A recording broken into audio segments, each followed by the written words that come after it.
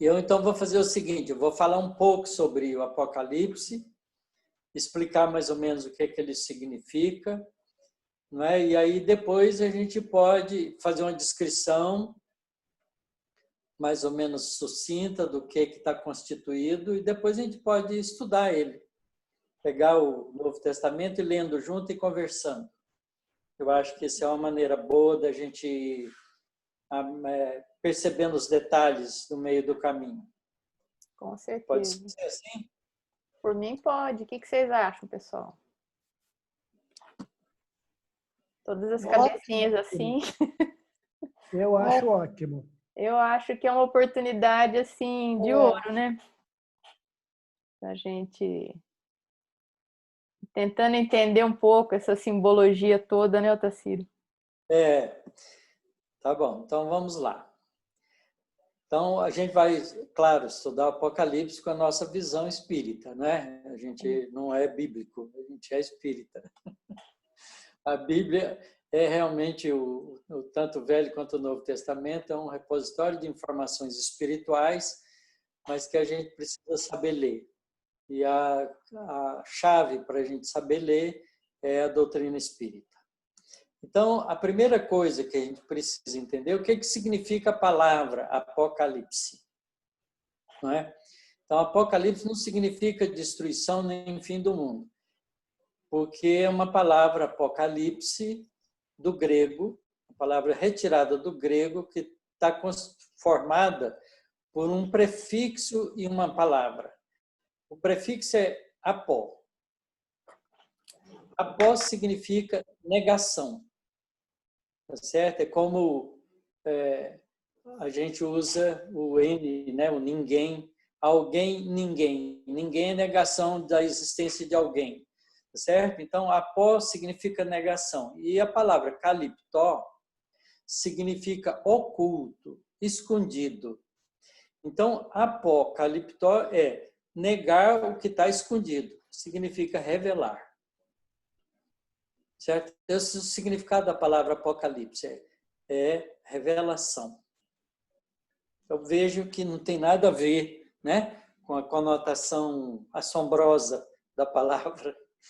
Então, o significado dela é um significado de revelação. E ela é uma revelação porque foi uma revelação feita mediunicamente por Jesus através de João, da mediunidade de João Evangelista. Então, ele é o último livro da Bíblia. Foi uma revelação feita por Jesus, a gente entende que é por Jesus lendo o texto. Revelação feita por Jesus a João, que se encontra em um dado dia, ele chama um dia do Senhor, provavelmente um sábado, né? Porque o dia do Senhor para os israelitas era sábado. Então, no dia do Senhor, ele se sente arrebatado. Ele estava morando na ilha de Patmos. Isso deve ter ocorrido no ano 95, no primeiro século. Tá certo? E João, nesse arrebatamento, começa a ver coisas, ouvir e ver. Então, ele ouve voz, vê pessoas, vê cenas, vê várias coisas interessantes. Então, ele aí narra isso, porque Jesus recomenda para ele fazer isso. E esse, então, é um livro mediúnico. Tá certo? Revelação, o Apocalipse é a revelação e é um livro mediúnico. Por incrível que pareça, ele é um livro psicografado do jeito que fazia Ivone Pereira. A Ivone Pereira, os espíritos, o Charles, geralmente tirava ela do corpo, mostrava um monte de cenas para ela, uma história, e depois escrevia a história através dela, mas com tudo já na cabeça dela. Então, foi mais ou menos isso que aconteceu com o João. Então, esse livro, não é? Fala sobre as predições anunciadas depois de muitas lutas e graves acontecimentos, surgiria num futuro um novo céu e uma nova terra. O tema central não é, por isso mesmo, destruição como muitas pessoas pensam. O objetivo do livro é dar ânimo aos cristãos para que eles mantivessem a persistência, a firmeza na fé, apesar dos assaltos, das dificuldades que eles iam encontrar ao longo do trabalho de implantação do Evangelho de Jesus no planeta. Então, o tema central do Apocalipse é uma anunciação de um futuro promissor. Tá certo? Essa é a ideia, um novo céu e uma nova terra. Veja que lindo, né? Quer dizer, a gente começa a gostar do livro. A linguagem do livro é uma linguagem muito misteriosa, cheia de símbolos, de alegorias, de comparações. E aí a gente precisa tomar muito cuidado ao atribuir a cada pormenor uma correspondência com a realidade, para não fazer interpretações particularistas e, às vezes, até ofensivas. Então, é preciso tomar cuidado para compreender o significado dos símbolos. E, além disso, ele é cheio de uma espécie de numerologia, porque ele foi escrito, né, com a mente de um hebreu, né, de um judeu na época de Jesus, depois de Jesus, no fim do primeiro século. Então, obviamente que a cultura hebraica, não é, era uma cultura que tinha muitas figuras simbólicas, muita poesia, muitas comparações. E a gente vê que Jesus também faz isso. Jesus sempre compara, o reino dos céus é como o Senhor, dono de uma terra, e vai por aí afora. Aí ele faz a alegoria de que, né, os discípulos são as ovelhas e o Jesus é o pastor, faz uma imagem de uma profissão, que era uma profissão importante na época. Então, esses símbolos estão incluídos na cultura hebraica da época. Tá certo? Outra coisa que os hebreus também, o povo judeu, descendente dos hebreus, tinham também, era uma ligação muito forte com os números. Então, o número 3 era importante, o número 7 era importante, o número 12 era importante, o número 40 era importante, né? Então, eram 12 tribos, era o Sabat, que era o 7º dia, não é? Então, eles tinham muito essas ligações. 3 é uma coisa importante, né, que tem símbolos, vários símbolos hebreus com o número 3. E o Apocalipse ele tem um predomínio do número 7, do número 4, do número 40, do número 12, do 12 vezes 12, 144. E a gente vai ver isso ao longo do texto. Tá certo? Então, por exemplo, a gente vê o começo dele, que faz a primeira apresentação, que João fala sobre o estado dele em arrebatamento. Arrebatamento era dormir e sair do corpo, né? Um desdobramento mediúnico, um transe mediúnico. Então, ele vai ver algumas coisas com o número 7. Então, ele vai ver 7 estrelas, 7 castiçais. Certo? Vai depois dar uma mensagem para 7 igrejas, e nessas 7 igrejas estão associados 7 espíritos. Cada espírito representa um anjo que cuida de uma igreja. Aí depois vai falar sobre 7 candeias, 7 selos, 7 chifres, 7 pontas, 7 olhos, 7 trombetas, 7 flagelos, etc. Então, o número 7 é muito presente. A razão disso é porque os hebreus cultivavam, né, através da lua, do período lunar, que é dividido em 4 vezes 7, porque a Lua gira em torno da Terra em 28 dias. Se vocês anotarem a Lua cheia e ficarem olhando a Lua, vocês vão ver que daí 7 dias a Lua está quarto minguante. Daí 7 dias ela está Lua nova, completamente escura. Daí 7 dias ela está quarto crescente, metade luminosa, metade escura. E mais 7 dias ela fica cheia outra vez. Então, o número 4 e o número 7 vem do movimento da Lua. E os hebreus medem o tempo com o mês lunar. E eles têm o ano formado por 13 meses lunares. É muito fácil, é só se a gente pegar 365 dias, que é o ano, e dividir por 28, a gente vai ver que dá o número 13. Tá certo? A conta não dá exata, mas dá o número 13. Então, esses números são simbólicos. Por isso mesmo, porque o sabate para eles é o dia do Senhor. Vocês veem que na Bíblia, no Gênesis, né, está simbolizada a criação por Deus, de tudo que existe na visão humana, claro, em 7 dias. No primeiro dia, criou tal coisa, no segundo, tal coisa, no terceiro, etc., quarto, quinto, no sexto, e no sétimo, Deus descansou. Então, no 7º dia, é o dia do descanso, por isso é o dia do Senhor. Certo? Então, eles cultivavam essa periodicidade, porque era o jeito que eles marcavam o tempo. E é curioso, porque no sábado você não pode fazer nada, porque Deus descansou no sábado, então ninguém pode trabalhar.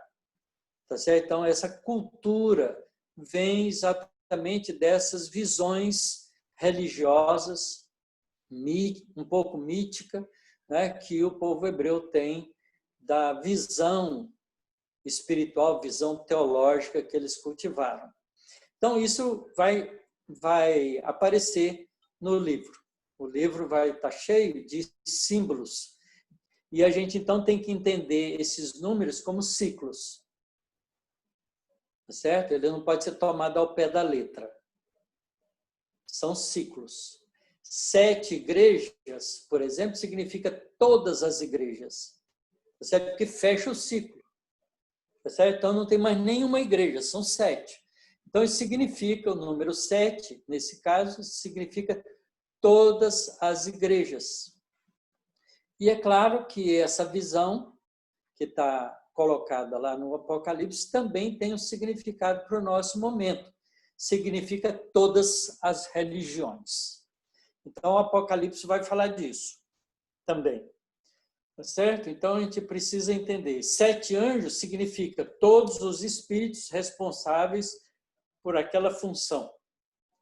Porque o 7 dá um número de completeza, de todo, do todo. Tá ok? 7 candeias, são 7 coisas que fecham o ciclo, 7 luzes que fecham o ciclo, 7 conhecimentos que fecham o ciclo. 7 olhos, significa, são todos os olhos que veem tudo. Então, essas ideias, a gente precisa estar com elas. 7 trombetas, significa que tudo foi falado. Porque a trombeta representa a voz. Tá certo? A gente vai ver isso também no texto. 7 flagelos, significa todos os sofrimentos. A partir daí não vai ter mais sofrimento. Então, dá uma ideia de conjunto. É muito interessante a gente começar a ler e a entender o significado dos símbolos. E ele está cheio de símbolos. E, obviamente, que para a gente explicar como o João pôde ver essas coisas, a gente vai entender tudo isso quando a gente lê lá na Gênesis de Allan Kardec, tá? No capítulo 16, a teoria da presciência. Presciência significa saber antes mesmo do acontecimento, é uma pré-cognição, um pré-conhecimento. Isso significa, então, que existia um plano, porque o conhecimento não são dos fatos, porque eles ainda não ocorreram, né? Quando João estava escrevendo, os fatos todos não ocorreram.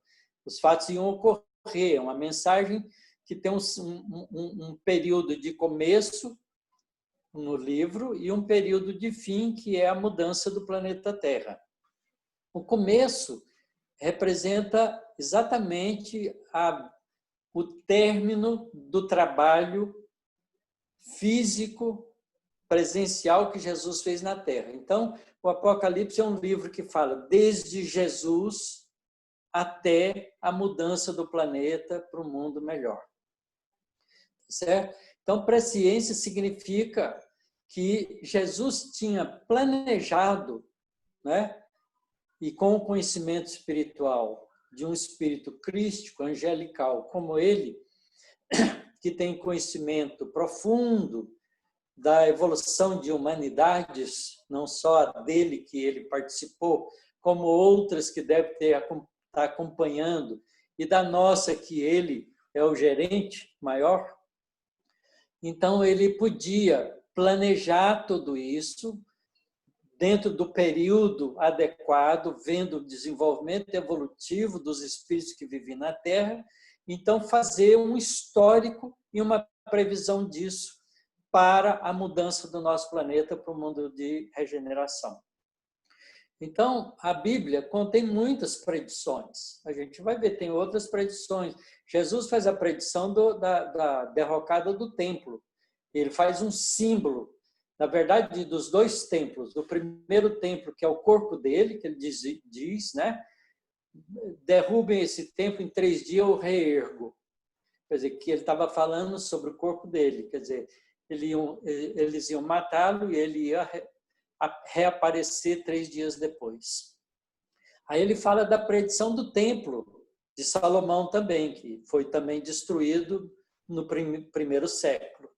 E todas as pedras foram desmontadas, e do templo de Salomão hoje só tem o muro das lamentações, que as pessoas ficam lá batendo a cabeça, pondo bilhetinho e achando que tudo aquilo vai mudar alguma coisa.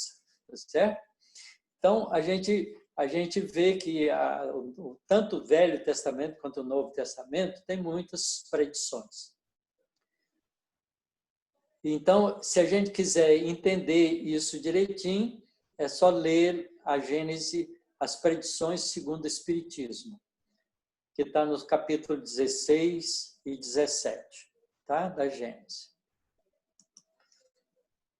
E aí, então, essa é uma coisa que é interessante, porque o livro Apocalipse, ele abrange um período.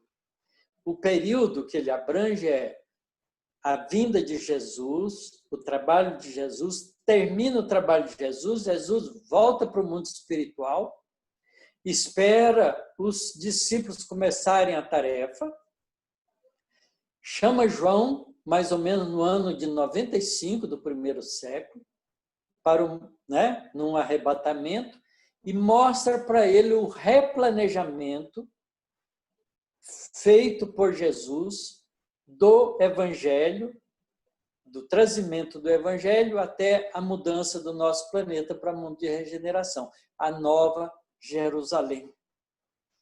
Tá certo? Ele chama de Nova Jerusalém. Então, é muito bonito, porque é um livro que detalha os planos espirituais da Terra, feito por Jesus, para esse período que nós estamos vivenciando desde a época de Jesus até a mudança definitiva do nosso planeta para o mundo de regeneração. Tá ok? Então, é um livro bonito. É um livro de história, de planejamento. Não é? É um livro em que Jesus, pessoalmente, no mundo espiritual, chama João, mostra para ele as coisas que estavam acontecendo, que iam acontecer e como ia terminar. Lindamente assim.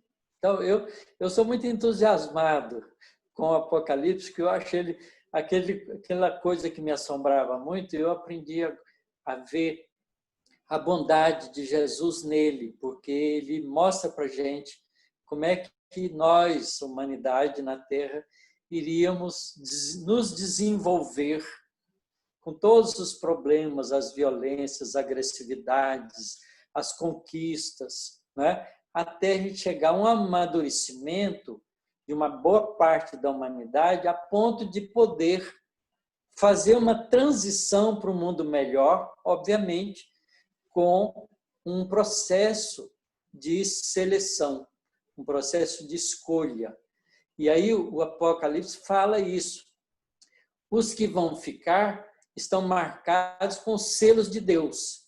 E os que vão embora estão marcados com selos do mal, selo do demônio, selo do Satanás. Aí usa várias figuras para representar a atitude de não desenvolvimento adequado para ficar no mundo de regeneração. Então, é muito bacana. Né? Mas isso está escrito no livro. A gente lendo, a gente vai descobrindo tudo isso. E o João começa descrevendo de uma maneira muito elegante. Ele diz assim: achei-me em espírito no dia do Senhor e ouvi por detrás de mim grande voz como de trombeta. Olha aí já tem um primeiro símbolo, grande voz como de trombeta. Então, trombeta são as vozes que anunciam, tá certo? E essa grande voz que ele vê como de trombeta o impressiona muito. E a voz de trombeta, ela era usada na época, né, para anúncios importantes. O Império Romano utilizava esse recurso e os hebreus também usavam as trombetas feitas de chifre dos animais, né? Então, eles tocavam aquilo, o povo se reunia e fazia, então, um anúncio de alguma coisa importante para toda a sociedade que estava ali em volta. Então, era uma grande voz como de trombeta. Uma voz que anuncia fortemente uma decisão, uma tomada de conhecimentos. Tá certo? Então, esse livro surgiu no ano de 95 da nossa era. Quem era o imperador de Roma nessa época era Domiciano. Domiciano era imperador nessa fase, no final do século I. E ele representou a segunda grande perseguição aos cristãos. Por isso que João estava na ilha de Patmos, porque João morava em Éfeso. Mas ele foi preso na ilha de Patmos porque ele era um líder cristão. Então, ele foi preso lá por ordem do Império Romano. Ele estava confinado na ilha de Patmos. E ele ficou lá confinado até morrer. João morreu de velhice. Foi o único discípulo de Jesus que morreu de morte natural. E Jesus anuncia isso. Né? Ele, quando está despedindo dos discípulos, né, na ceia, ele fala que João, né, faz uma alusão a que João iria viver até o final dos tempos. Quer dizer, João não morreu como os outros discípulos, que foram todos sacrificados. Todos os discípulos de Jesus morreram matados, sacrificados, esfolados. Né? Por exemplo, o irmão de João, o Tiago, que era um pouquinho mais velho que João, foi esfolado vivo. No começo pouco, mais ou menos no começo da igreja, da primeira igreja de Jerusalém, primeira casa do caminho. Então, todos os discípulos foram sacrificados, menos João. O João morreu de velho. Morreu, parece, com mais de 100 anos. A gente não sabe bem a história inteira, mas ele escreveu para o pessoal, os estudiosos, supõem que o Apocalipse foi escrito por João antes do próprio Evangelho de João. Mas isso é suposição, a gente não tem dados históricos para isso. certo? Não tem assim confirmação nenhuma de que o Apocalipse foi escrito depois do Evangelho de João.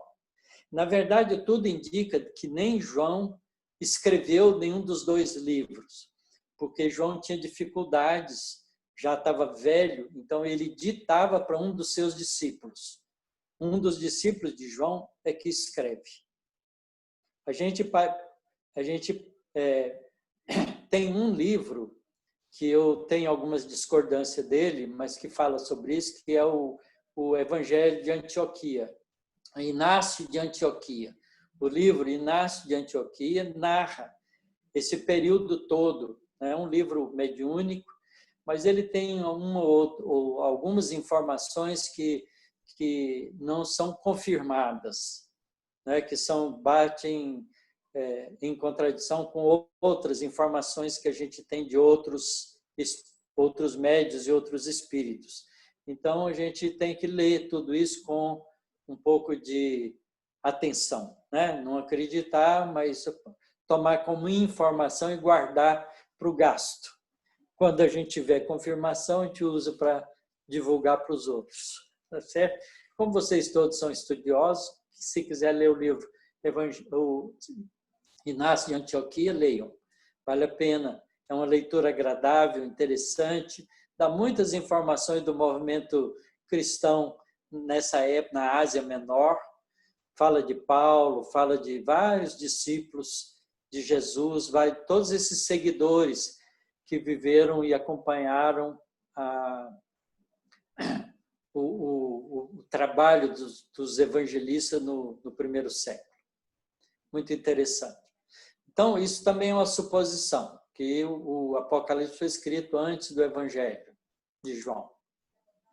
Muito bem, então o Apocalipse, esse livro que está no Novo Testamento, ele se compõe de 22 capítulos e foi escrito em grego, certo? Então, obviamente que a cidade de Éfeso era uma cidade grega, tá certo? A ilha de Pátimo era uma das ilhas gregas, não é? Então, ali se falava o grego e, obviamente, João deve ter aprendido a falar o grego, porque ele falava aramaico, que era a língua da terra dele, né? Mas ele conviveu ali muito. Então, provavelmente, a gente não sabe se ele já aprendeu a língua suficiente para escrever em grego.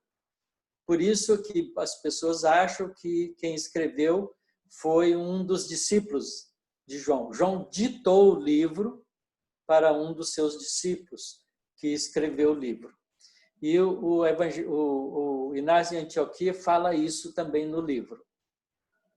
Então, esse livro foi escrito em grego e ele está constituído de 22 capítulos. Então, é um livro rápido, a gente lê ele muito rápido. E a primeira leitura, eu sugeriria, se vocês quiserem, nessa semana agora, peguem o Novo Testamento e leiam o Apocalipse inteiro, tá certo? Não se preocupem em entender, leiam, tá ok? Para vocês tomarem conhecimento. Vai ser uma experiência assim, desafiante. Vocês vão achar a leitura chata, difícil, cheia de coisa que ninguém entende, não importa. Leiam assim mesmo. Leiam os 22 capítulos, ok? É uma leitura rápida. Vocês, assim, 1 hora devem ler tudo, 2 horas no máximo, ok? E é assim, são 22 capítulos e esses capítulos estão divididos em fases.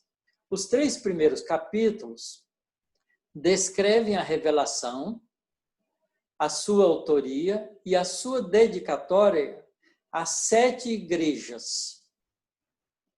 E ele nomeia 7 igrejas. Essas 7 igrejas, não são as igrejas fundadas por Paulo. São as 7 igrejas da Ásia, basicamente, que João tinha influência, porque João em Éfeso, estava nessa região, e ele foi formando grupos diferentes de estudiosos do Evangelho de Jesus, né? E eles já tinham apontamentos feitos por Mateus, né, que também a igreja de Jerusalém tinha, e eles estudavam os ensinamentos de Jesus, e João, como era um discípulo que participou do trabalho com Jesus, descrevia e ensinava para eles aquilo que ele tinha aprendido com Jesus. Então, essas 7 igrejas mencionadas são igrejas representativas do trabalho evangélico, tá? E ele, então, os 3 primeiros capítulos descrevem o começo da revelação, a autoria e a dedicatória de cartas, que ele escreve uma carta para cada uma das 7 igrejas. E isso é recomendação que Jesus faz. Descreve também as cartas, cada uma delas, né? Tá escrito, a gente vai ler essas cartas que estão ali, são cartas de chamamento de atenção do trabalho que a igreja estava fazendo e das falhas que estava cometendo, sugerindo, corrigindo das falhas. A gente vê uma preocupação de Jesus no mundo espiritual com o trabalho de evangelização do mundo, né? Corrigindo, portanto, né? Valorizando e corrigindo as falhas de cada uma das igrejas. São 7 igrejas. E são feitas, por isso mesmo, advertências para as igrejas. Ok? Então, isso são os 3 primeiros capítulos. Se vocês quiserem saber quais são as igrejas, eu vou contar para vocês que eu estou com o Novo Testamento aqui e eu falo para vocês já já. As igrejas são as seguintes.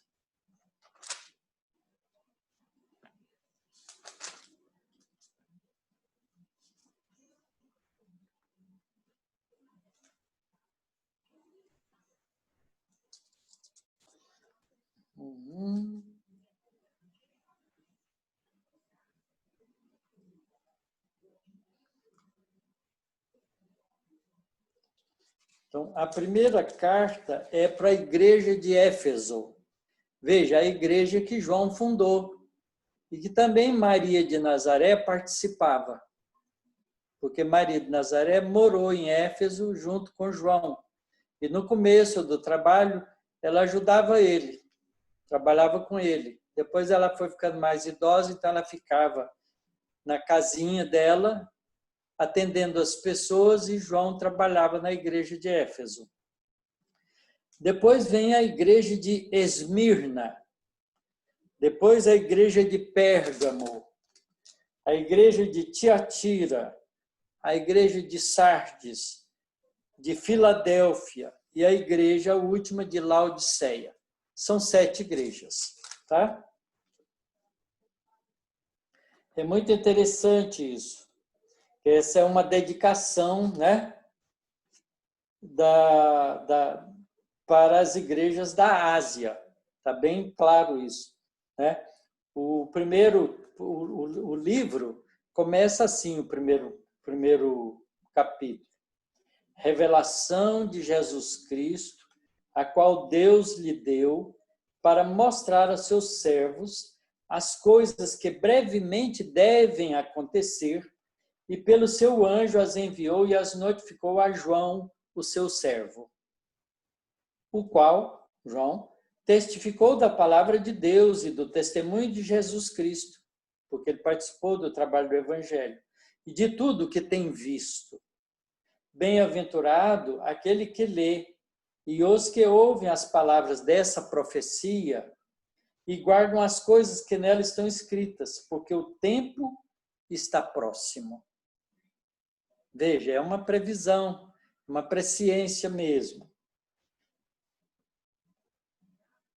João, às 7 igrejas que estão na Ásia. Graça e paz seja convosco da parte daquele que é e que era e que há de vir, e dos 7 espíritos que estão diante do seu trono. Olha, 7 espíritos que estão no seu trono. O número 7 já aparece aí. da parte de Jesus Cristo, que é a fiel testemunha, o primogênito dos mortos e o príncipe dos reis da terra.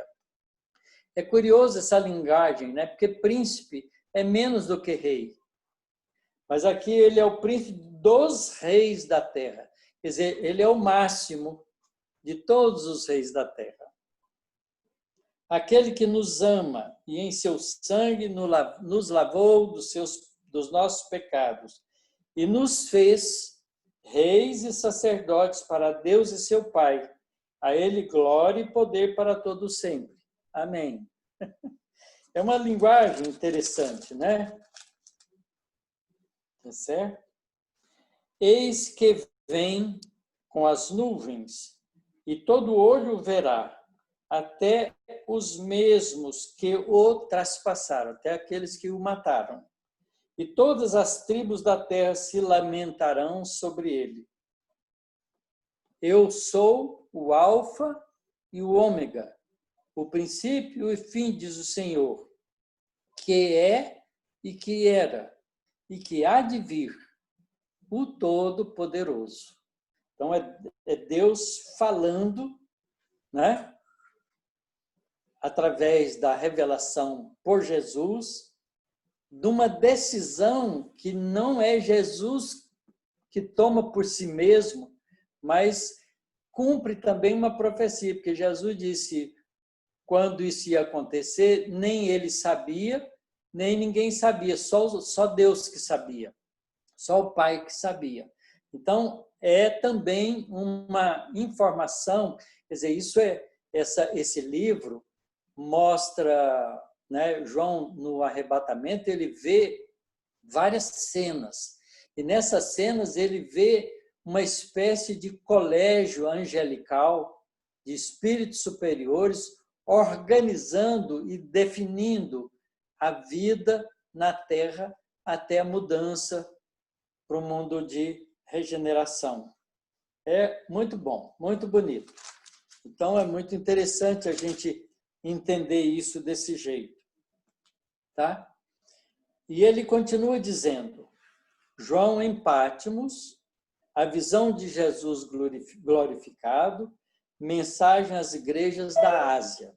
Eu vou fazer essa leitura para vocês, esse pedacinho, só para motivar vocês. Depois a gente vai só falar sobre o conteúdo e depois, se vocês quiserem, a gente estuda inteiro. Eu, João, que também sou vosso irmão e companheiro na aflição e no reino e na paciência de Jesus Cristo, estava na ilha Patmos, por causa da palavra de Deus e pelo testemunho de Jesus Cristo.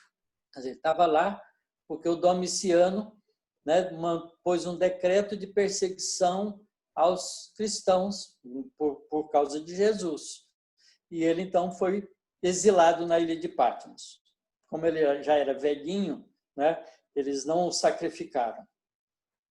Eu fui arrebatado em espírito no dia do Senhor e ouvi detrás de mim uma grande voz como de trombeta, que dizia, o que vês, escreve-o num livro e envia-o às 7 igrejas que estão na Ásia, a Éfeso, a Esmirna, a Pérgamo, a Tiatira, e a Sardes, a Filadélfia e a Laodiceia. E virei-me para ver quem falava comigo. E virando-me, vi 7 castiçais de ouro. Olha, o número 7 outra vez. 7 castiçais de ouro. No meio dos 7 castiçais, um semelhante ao Filho do Homem, vestido até os pés de uma veste comprida e cingido pelo peito com um cinto de ouro. Quer dizer, tudo isso é para garantir que era um espírito extremamente superior. E a sua cabeça e cabelos eram brancos como a lã branca, como a neve, e os olhos como chama de fogo. Olhos como chama de fogo é que vê tudo. E os seus pés, semelhante a latão reluzente, como se tivesse sido refinado numa fornalha. e a sua voz como a voz de muitas águas. Quer dizer, uma voz de muitas águas é uma voz muito forte. E ele tinha na sua destra, na sua mão direita, 7 estrelas, e da sua boca saía uma aguda espada de 2 fios. E o seu rosto era como o sol, quando na sua força resplandece. Vocês vejam que é bem simbólico, né? É uma linguagem assim bem cheia de símbolos. E eu, quando o vi, caí a seus pés como morto. Quer dizer, ele não aguentou a visão e teve que se ajoelhar.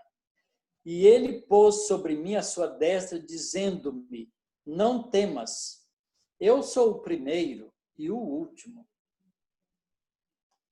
E o que vive, fui morto, mas eis aqui, estou vivo para todo sempre. E tenho as chaves da morte e do inferno. Escreve as coisas que tem visto, e as que são, e as que depois dessas hão de acontecer. Então, vocês vejam que o livro contém coisas que ele vai ver, que era do momento, coisas que ele tem visto, e as que são, e as que depois dessas hão de acontecer. Então, é uma visão do começo, do meio do processo dele e do final. O mistério das 7 estrelas que viste na minha destra e dos 7 castiçais de ouro. As 7 estrelas são os anjos das 7 igrejas. E os 7 castiçais que vi são as 7 igrejas. Então, vejo que é um símbolo, certo? É bem um símbolo. Muito bem, eu vou parar aqui, porque a gente já está nas 1 hora falando quase. Mas então, esse primeiro capítulo, o segundo e o terceiro, vai então agora contar, né? A gente vai ler cada uma das cartas para cada uma das igrejas. A gente vê porque essas advertências valem para nós agora. É como se ele estivesse escrevendo as cartas para as nossas casas espíritas. E chamando a atenção o que a gente está fazendo certo, o que a gente está fazendo de errado. Tá certo? E para a gente cuidar de corrigir as coisas erradas para continuar servindo a Deus. Essa é a visão que essas cartas vão fazer para 7 igrejas. Tá bom? Então, eu acho que já foi muita informação hoje. Deixa eu só voltar aqui. Como é incrível, impressionante, né, Otacílio? A gente não tem ideia do quanto tem de informação aí, pelo que a gente já pôde ver, né, de uma, digamos assim, uma breve introdução do Otacílio, é muito interessante, né? Eu acho que esse estudo, ele vai nos ajudar também a entender muitas coisas do próprio Evangelho, né? Da Bíblia, porque essa numerologia toda é interessantíssima. A gente encontra muito, não sabe o que significa. O Tarcísio começou a falar do 7, eu me lembrei da Gênesis, né? Quando os 7 dias da criação e tudo isso que a gente vai encontrando. E a gente às vezes não tem recurso para compreender isso. Nessa questão da criação, a doutrina nos traz bastante orientação, mas por que 7 dias, né?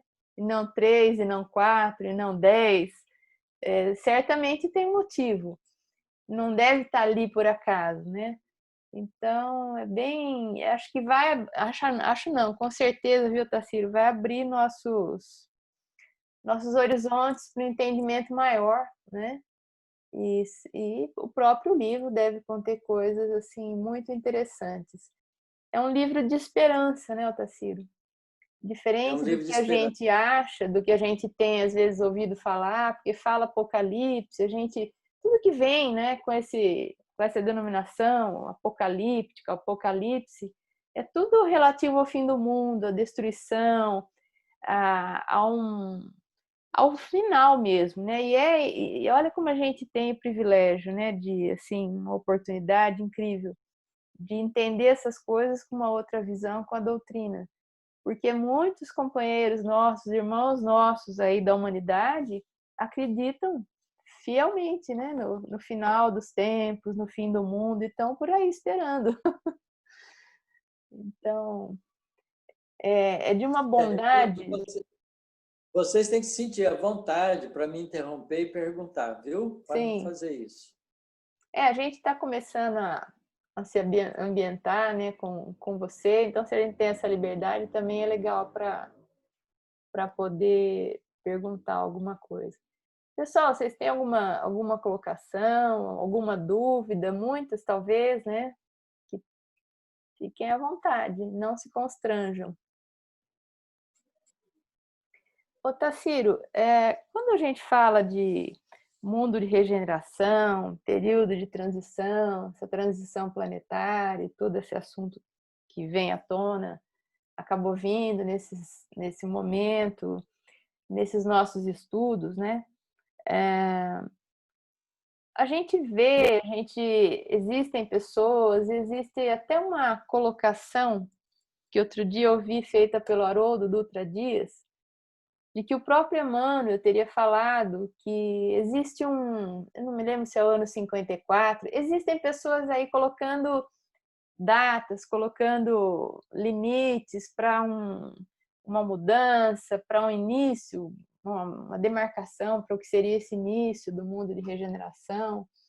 Eu queria que você compartilhasse com a gente a sua visão sobre isso, seu entendimento. Tá. A primeira ideia que a gente precisa ter é o que significa transição. A palavra transição significa que você saiu de uma situação A e foi para uma situação B. O tempo entre mudança de A, fim do A e o começo do B, o tempo envolvido nisso é o tempo de transição. Certo? Vou dar um exemplo. Não sei se vocês já fizeram essa experiência, mas é muito interessante. Vocês vão lá fora, amanhã, no pôr do sol, antes do pôr do sol, quando o sol estiver rasante, começando a querer desaparecer a parte de baixo dele, porque ele é um disco, né? Quando ele está querendo desaparecer a parte de baixo, começando a querer ficar escondido, vocês marquem no relógio. E fiquem observando até ele ir embora. Fiquem observando até aparecer a primeira estrela. Quando aparecer a primeira estrela, é noite. Vocês vão ver quanto tempo gasta entre pôr do sol e aparecer a primeira estrela. Então, isso é a transição do dia para a noite. Não é? Geralmente, quando a gente está no período do inverno, não, no período da primavera ou do outono, não é? Que é o tempo que a gente chama de solstício, ou que significa, na verdade, o mesmo tempo para o dia e o mesmo tempo para a noite, né? Porque como nós estamos no hemisfério sul, e num paralelo relativamente abaixo do Equador, nós aqui em São Paulo, o nosso dia está terminando às 5 e pouco da tarde, né? Às 5h30 já está escurecendo mesmo. 6 horas já está escuro. Então, mas quando a gente está na sair desse período, entrar, por exemplo, depois do nosso inverno, vem o outono, não é isso? Então, a gente está entrando no nosso inverno, né? Estamos no inverno nosso aqui. Depois do inverno vem o verão, é isso? Não, vem o outono. Então, no outono, a gente vai aumentando o tempo de luz e vai chegar o momento que a gente vai ter 12 horas de claridade e 12 horas de noite. Na verdade, não é bem isso, porque tem uns tempos de transição. Então, o tempo de transição, se vocês forem lá fora e marcarem o tempo, vocês vão descobrir que é da ordem de 40 minutos, mais ou menos. Tá certo? Às vezes é diferente, porque às vezes tem montanha perto, mas se for um horizonte mais ou menos plano, é da ordem de 40, 30, 40 minutos. que a gente começa a ver a primeira estrela depois do final quando começa o pôr do sol. Então, para um período de 12 horas, mais ou menos, a gente tem quase 1 hora de transição, né? Então, o período de 24 horas nosso tem 2 transições, né? Que é a transição da noite para o dia, a madrugada, e tem a transição do dia para a noite. Então, a gente gasta da ordem de quase 1h30, entre 1h30 e 2 horas, de transição para um período de 24 horas. Então, isso é transição. Quando você vai fazer essa mesma medida para o clima, né, para as estações, quando é que começa a primavera? Quando é que começa o nosso inverno? Quando é que começa o nosso verão? Quando é que começa o nosso outono? A gente tem uma data que a gente dá, é 21 de março, né? 23 de março, 21 de março, não sei, não tem esses números decorados. Mas essa data não significa que a partir dali começou o inverno, porque o inverno vai chegando devagarinho. Então, como o período nosso de revolução da Terra em torno do Sol e as estações, a gente vê por causa da inclinação do eixo da Terra em relação à posição do Sol, nós temos 4 estações divididas, né, no ano. Então, são 3 meses para cada estação. E a mudança de uma estação para outra gasta da ordem uns 20 dias. 15, 20 dias, mais ou menos. Então, você veja que também tem um tempo de transição para isso. Não é de repente. Quer dizer, quando decretou lá, já entramos no inverno, não significa que está frio, que a gente tem que pôr agasalho, nem nada disso. Vai esfriando aos poucos, né? Vai esquentando aos poucos, vai chovendo aos poucos. É assim que a coisa vai acontecendo. Então, tem uma transição, certo? Agora, imagina uma transição histórica para o planeta Terra, de mundo de provas e expiações para o mundo de regeneração. Quanto tempo nós passamos com o mundo de provas e expiações? Alguém tem uma ideia? Quantos milênios? Vou dar ordem de grandeza, vários milênios.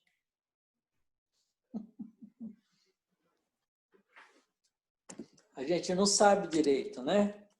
Quem leu A Caminho da Luz, vê lá no A Caminho da Luz, narrado por Emmanuel, que os exilados de Capela vieram para cá cerca de 10 a 11 mil anos atrás. Ora, eles não poderiam vir para o mundo primitivo, porque eles já eram um mundo de prova e expiação. A gente não regride. Então, eles tinham que vir para o mundo de prova e expiação, na pior das hipóteses, no começo dele. Então, eu acredito que a gente tem pelo menos uns 15 mil anos, de 15 a 20 mil anos de mundo de prova e expiação. Porque o mundo primitivo durou muito mais tempo do que isso. Porque o mundo primitivo demora um tempo muito mais longo. Porque ele tem que sair da fase animal e adquirir experiência ao longo de centenas e centenas de encarnações até chegar à posição de compreender o certo e o errado. Um minutinho só.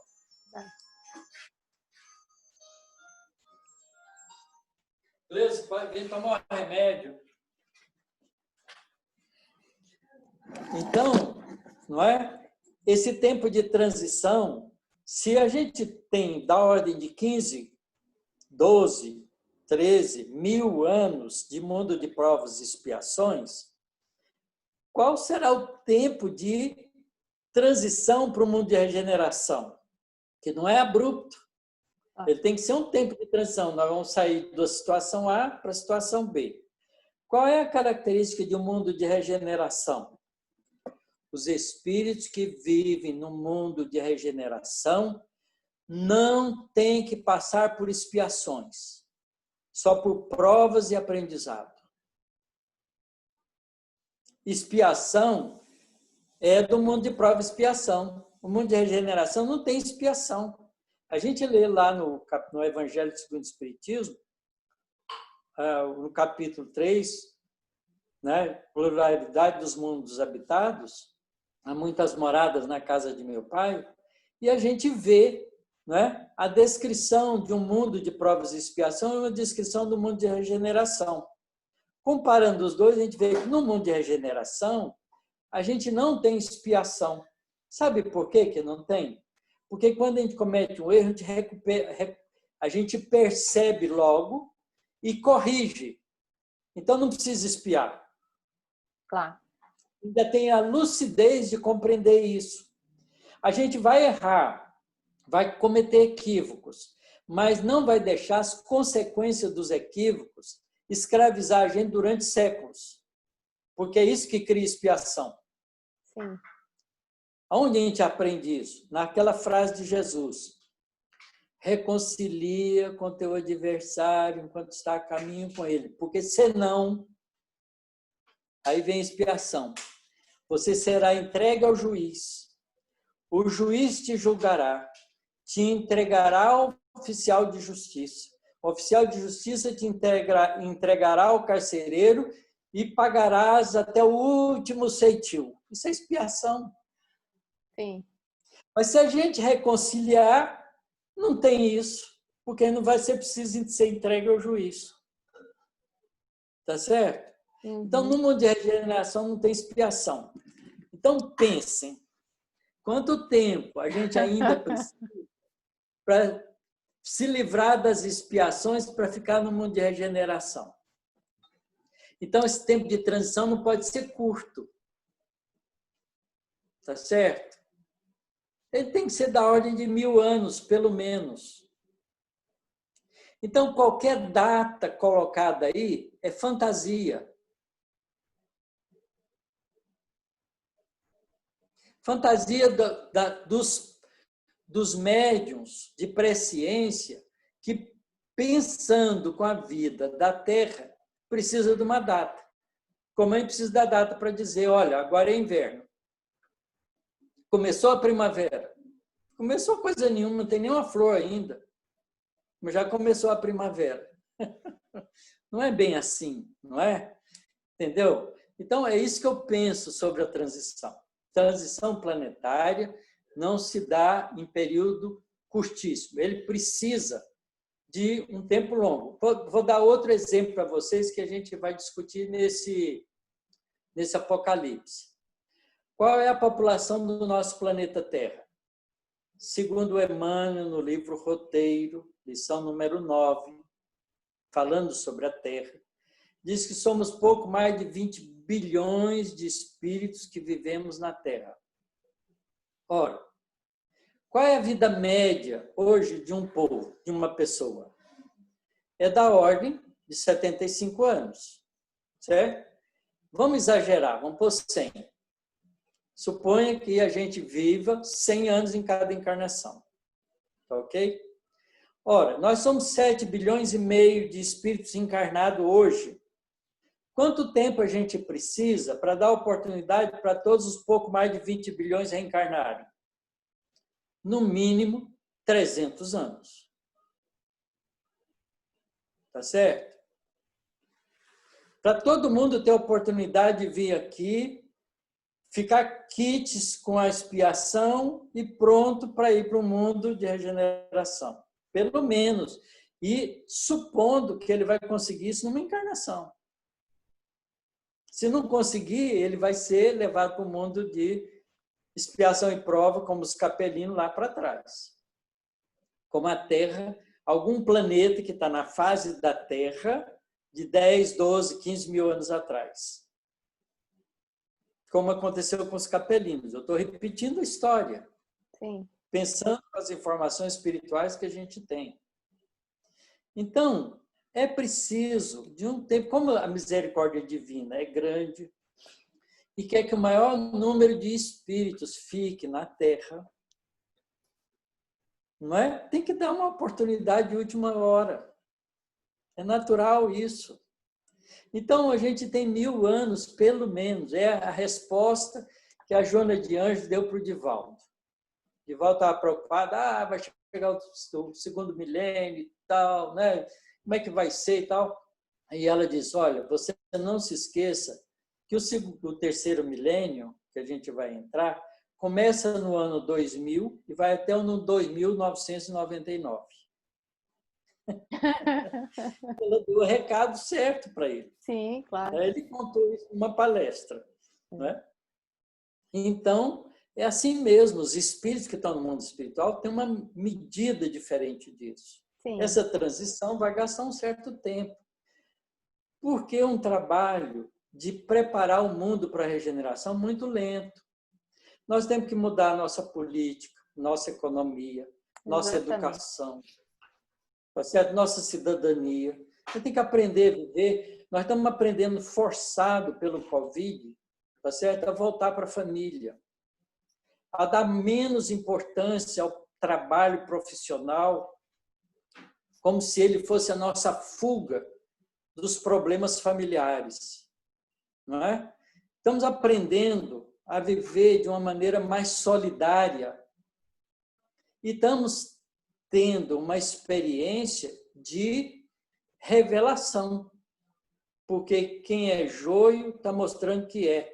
Tem políticos roubando dinheiro das máscaras, dos aparelhos de respiração, tá certo? É um absurdo. Gente passando, sabendo que vai morrer se não tiver isso, os caras metem a mão no dinheiro. Quer dizer, então as pessoas estão se revelando. É o joio mostrando o seu fruto para ser cortado primeiro. Na parábola do joio e do trigo, é claro isso. Então tem que juntar todas as informações para a gente pensar corretamente. Muito bom, Tassiro. É o sentimento que a gente tem também, né? Pelo que a gente estuda, pelo que a gente vê, que não é uma coisa simples, não é uma coisa demarcada. E também tem uma coisa muito bonita lá naquele texto, no último texto da Gênesis, no capítulo final, onde é colocado que os espíritos, não necessariamente aqueles que têm aparência, que têm que poderiam ser julgados como espíritos turbulentos, rebeldes, indisciplinados, não necessariamente, como a gente às vezes acha, né? Você falou de oportunidade, não necessariamente eles vão ser excluídos da Terra, mas ainda assim serão avaliados e muitas vezes, eu achei muito interessante, eles têm mais a aparência do mal do que o mal na essência, porque são influenciáveis, se deixam levar pelas circunstâncias e tudo mais, e ainda assim eles terão oportunidades de, vamos dizer assim, cair na real, voltarem para cá ainda uma vez, e com o mundo de regeneração já, digamos assim, mais ou menos estabelecido, né? Eles virem a aprender com esse novo mundo, com esses novos valores. Achei tão bonito, tão, né? Tão... É toda uma colocação de esperança, né? Você pensa no André Luiz. Quem foi o André Luiz na Terra? Um homem comum. Comeu, bebeu, abusou, né? Judiou do corpo, morreu da hora por causa disso. Não tinha formação religiosa sólida nenhuma. Foi uma pessoa normal, comum. Trabalhou, constituiu família, fez as coisas que tinha de fazer. Provavelmente era um profissional responsável, mas não tinha nenhuma formação espiritual. Sim. Passou 8, 9 anos sofrendo no umbral. Quando foi retirado de lá, que abriu a cabeça para ver as coisas, o André Luiz, em 30 anos, mudou a qualidade espiritual dele. Ótimo, bem lembrado. Solidificou isso? A gente só sabe se ele reencarnar e provar aqui, porque a prova é aqui. Tá certo? Então, isso pode acontecer com uma quantidade imensa de espíritos. Agora, quando o indivíduo está cristalizado no mal, está vendo que as coisas estão críticas e o cara está fazendo a maldade, esse sujeito não vai mudar fácil. Então, esse tem que ser excluído. Então, a seleção é uma seleção delicada, cuidadosa, que nós não temos capacidade de avaliar, não é? Pois é. A gente não tem competência de dizer a si próprio se fica ou se vai. De jeito nenhum. Quem somos nós, né? Como é que vai querer, né, um mundo de regeneração? Eu estou pronto para um mundo de regeneração? Essa é a pergunta que a gente tem que fazer para a gente. Exatamente. É isso aí. Pessoal, alguém quer fazer? A gente tem ainda uns minutinhos ou a gente já pode ir se encaminhando para quem é? Ricardo? Pois não, Ricardo. Posso fazer uma observação só com questão com relação ao tempo? Eu tinha comentado daquele texto que eu passei para vocês aquele dia, né? Deixa eu ver se eu consigo compartilhar. Não vou conseguir. Bem, é o seguinte, eu estava vendo mais detalhadamente aquele texto e daquele livro lá, né? Plantão de Respostas, do Chico, Pinga Fogo 2, né? Que ele menciona. E eu li de novo no site lá, né? Da Folha Espírita. E tem uma conclusão logo a parte de baixo ali que fala dessa questão de 2057, que fala que 2057 vai ser o alvorecer, né? Alvorecer do mundo de regeneração. Então, quer dizer, ele não está dando uma data específica, 2057 vai começar, né? É que nem o Tassilo falou, como o pôr do sol, o nascer do sol, né? Então, vai ser bastante tempo. Então, só para tirar aquela dúvida, né? Parece que ficou aquela data, né? Inicial, como 2057. Não é isso.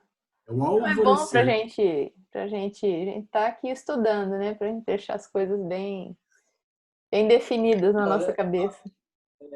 Nos nossos estudos aqui, nós, no nosso grupo, nós concluímos, analisando a Gênese, analisando as informações espirituais que a gente recebe nos diversos livros, que a transição planetária começou logo depois da Revolução Francesa. E aí veio Kardec, nasceu para trazer a doutrina espírita. Os espíritos fizeram o primeiro movimento de ajuda no processo de transição, que foi acender as luzes do entendimento espiritual. Então, veio a doutrina espírita. Então, já tem 150 anos que nós estamos no processo de transição. Já teve guerras no meio do caminho. Nessas guerras, espíritos endurecidos já foram retirados do planeta Terra. Já foram levados daqui. Porque as condições de dureza espiritual deles eram tão grandes que, se eles ficassem aqui, os inimigos que eles fizeram, tá certo?